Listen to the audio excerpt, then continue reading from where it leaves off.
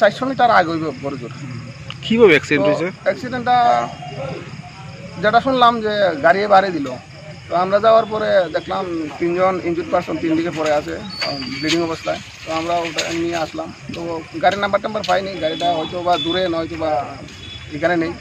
তো আমরা 3 জনকে নিয়ে এসে হসপিটালে দিয়ে দিলাম।